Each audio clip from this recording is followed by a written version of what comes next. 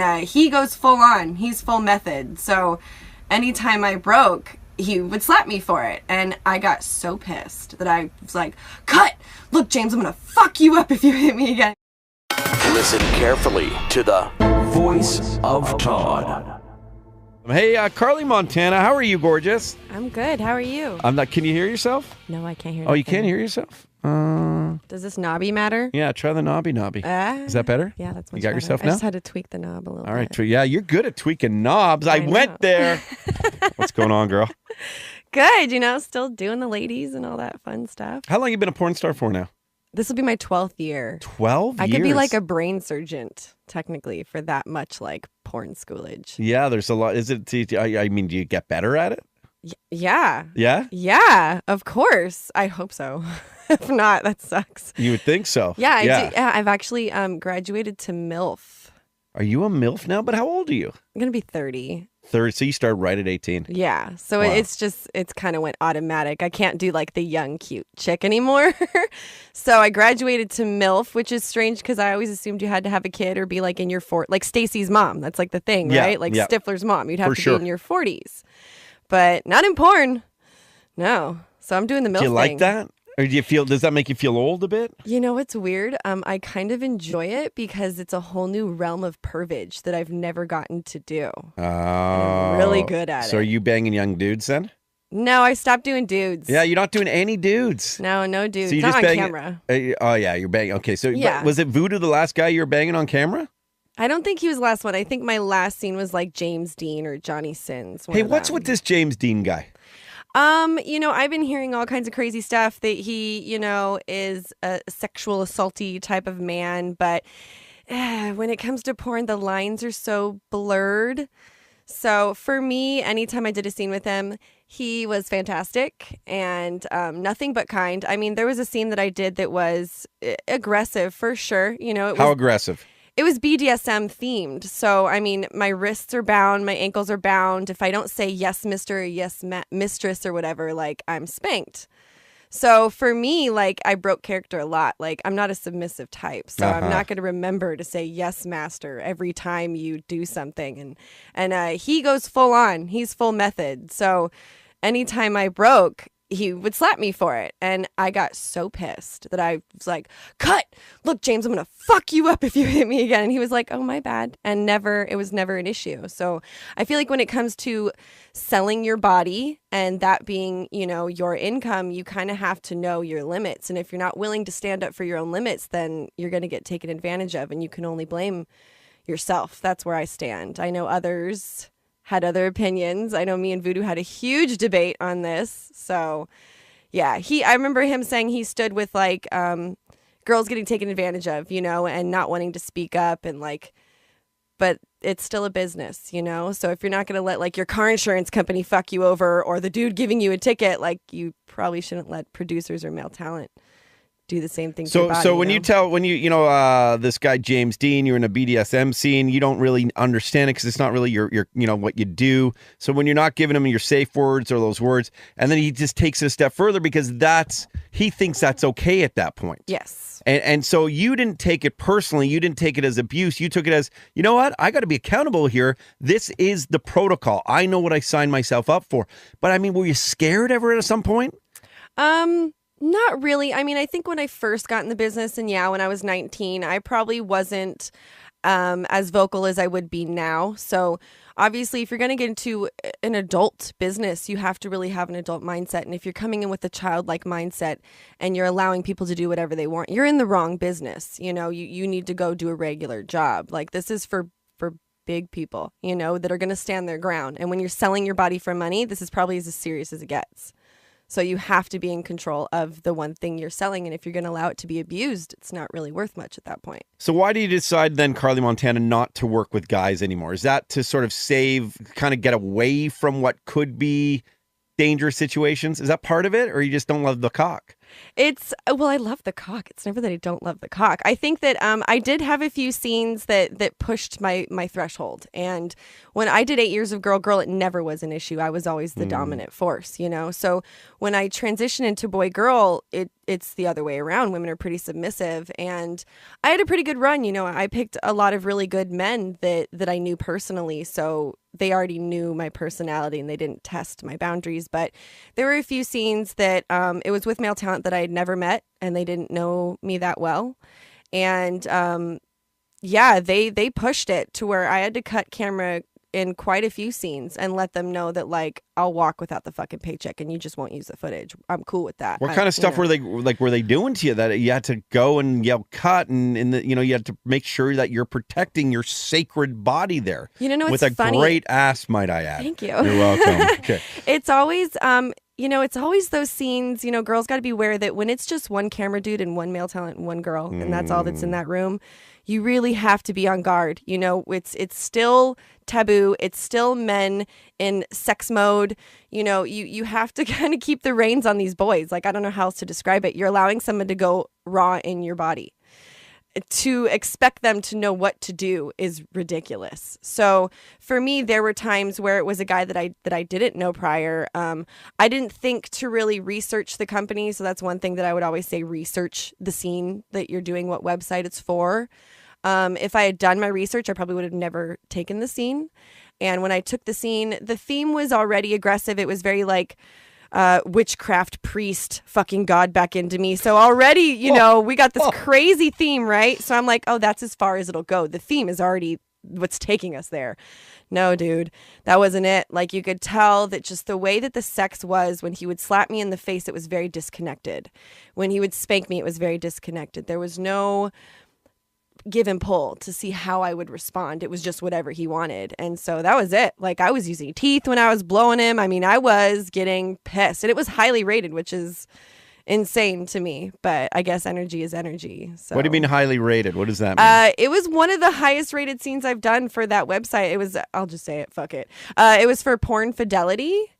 So it's already, they go hard. Yeah. And I never really thought anything of it, like I had done Manuel, I had done Voodoo. Like, these dudes, they're fuckers, like they, I don't know how else to describe it, but they are hardcore people. So I was like, man, this dude's nothing. I could take him, plus his dick wasn't as big. So I was like, it's no big deal. Yeah, no, you can't account for the mental bullshit that goes through the dick into your body. So it almost felt like they really were abusing. They weren't sort of just, there's a difference. They weren't just fucking. No, I mean, you could even get that in a one night stand where you could tell if a dude is fucking because he has emotional bullshit that he's getting out through fucking you, or if he's genuinely trying to connect with somebody, or if you can feel all of that, when you're exchanging energy, even though we're paid to do this. I could feel the bullshit you're going through. I could feel if you're having a hard time in your relationship, or your bills aren't paid, or what you hate your mother, whatever crazy thing that got you here, I feel it and I have to take it on. And I didn't want to take on any more of these dudes' bullshit. No, honestly. I'm good for you for not doing that. Karlie Montana's hanging out with us. It's funny, Jay and Roddy back in Toronto. Not funny the topic we're talking about but I'm filming her on here on my iPhone. I was like, it's like such a POV thing. So I'm like getting right in there, and I feel almost awkward doing it. I think I might stop now. But are there certain styles of porn that you like better? Do you like big major productions with budgets, or do you like kind of, I know you said you got to be careful of certain individual guys, but you like the close-up shots? Do you have a preferred style of, say, cinematography in a porn? I've never asked someone that question. I like them all. I mean, I love, like right now I'm about to shoot for Girls Way. It's this girl only website, and they have a very heavily scripted script, and I want to say I'm like a detective that like is trying to solve murders. You gotta like remember lines? Yeah, like I legitimately have to remember lines. I have to remember placement. They have to do my marks. I have to remember what cue is what camera. Like, it's legit. Those are fun. I like it. I mean, it mixes it up. And then, there's something very unique about just me and you with a camera and going to go do whatever life brings us. That's also fun as well. So, which you used to do with Voodoo famously. Yeah. And dude, that ended up on World Star Hip Hop. Did you see that? Yeah. So one of these videos, now you were like 100 stories up on a ledge or something. It was the One King West Hotel in Toronto. We were on like the 43rd story ledge, like where the pigeons chill on the other side of the glass balcony. Voodoo, he wants to push his boundaries and attempt death and all this shit. And so when we were together, it was kind of a relationship requirement that I do this crazy stuff with him. And when we were filming the Toronto Violation Project, it was just this weird idea that he had. And I was like, all right, it's going to be the fastest blowjob in my entire life. And I think it was less than 3 minutes. I've never sucked a dick harder in my entire life. Like, I was terrified. So somebody had, I guess, ripped it off of my clip store. And, WorldStar asked me if I wanted to take it down, and once we reached over 1 million views, I was like, "Fuck it, dude! Like, let it just go viral." At that point, yeah. At that point, I mean, it's the promotion of it while you're not monetizing it will help you out for future videos, and because porn stars now, and I'm going to hit pause on the POV. All right, cut. But I'm not doing anything about it. It's just enough film. I'm filming over here. Porn stars, and I didn't realize this until very recently, that on the Pornhubs now and stuff, you get paid kind of like YouTube stars, where you get paid based on views now. Is that that not true? No. Look into that. That's what I've been hearing. Oh, you could. So if I post my own thing on Pornhub, yes. And then what will happen is you'll get, so you got to upload your own thing just like a YouTube star will do. And then you get, apparently, like as long as you click on the AdSense or whatever, and people then have the ads they have to watch, or some click on and go through and go further to buy that fleshlight.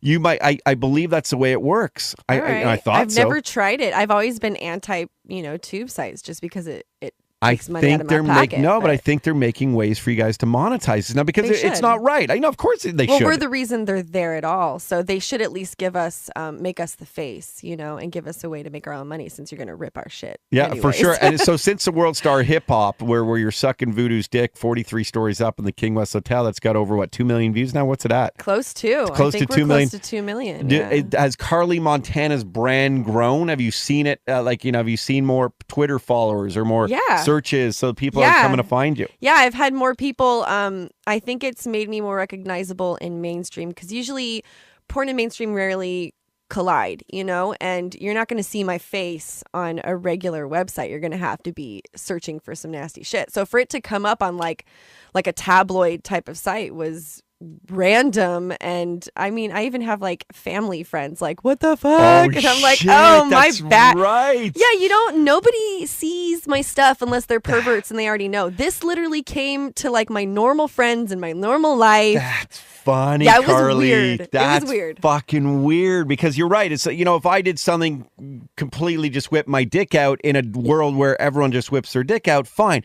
But if somehow TMZ put it up on their site, now you'd have friends and family from the past going, "Oh my god, your dick's whipped out." Yeah. So that everyone's seen you suck a mean dick. Yeah.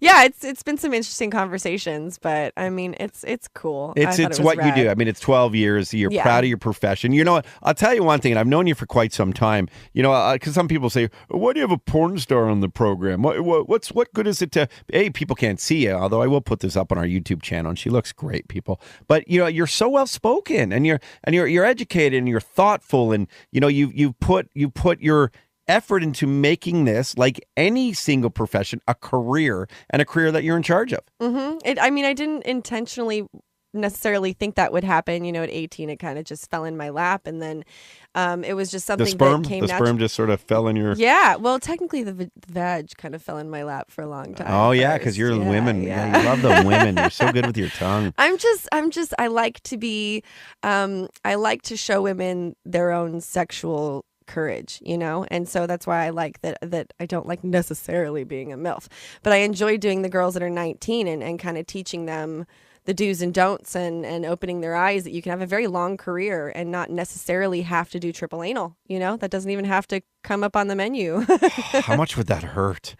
I don't know, but I never thought that I would see the industry progress in a sexual way even farther than we have. But triple vag, triple anal is something. What's it going to now, though? That's what's weird. I mean, where's it going to stop? Because I don't know. It's like the pissing ones are all over the place now and stuff too. And like it's just, I mean, I think you've done a bit. I've done one, and it was the hardest thing. I couldn't pee on command. I had to tell Voodoo leave the room, leave the GoPro. It took me 30 minutes to pee. So funny. Yeah, it was crazy. But it's a fascinating business, and it's one that I don't care what anybody says. It's the most mainstream thing in the world. It's any corporate type watches it, any college kid watches it, your parents watch it. People, if you don't think your parents watch porn, your parents watch porn all the time. Your grandfather watches porn. When your grandfather dies, he wouldn't have known how to clear his cookies. Make sure you go and look at his history. I guarantee you this: he loves Asian porn. So Yes,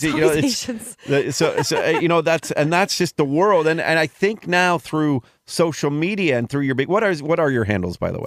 At Karlie Montana, KarlieMontana.com. I have comeforkarlie.com, which is where that clip was taken from. Okay. And I'm starting piecesofkarlie.com, which is my store where you can order customs, which has been like my number one moneymaker. Yes. Good for you. Straight from fan to artist. Wow, it gets right there. And basically, I was going to say, through all these mediums and platforms and your own sites and it being a business, I mean, that just shows how much more mainstream it is also, because it's a business. You're running a business, and you're doing it real well. I wish we had more time, but we got Hoobastank. Do you want to hang out? Hell with him? yeah! Let's hang out. Dude, Hoobastank's waiting on me. How fucking cool is that? That's cool. Well, I mean, listen, they don't have 2 million views on World Star Hip Hop right now. I don't know. I think they might have. No, they got 197 million, but that's from Roddy. How old was The Reason? A decade ago?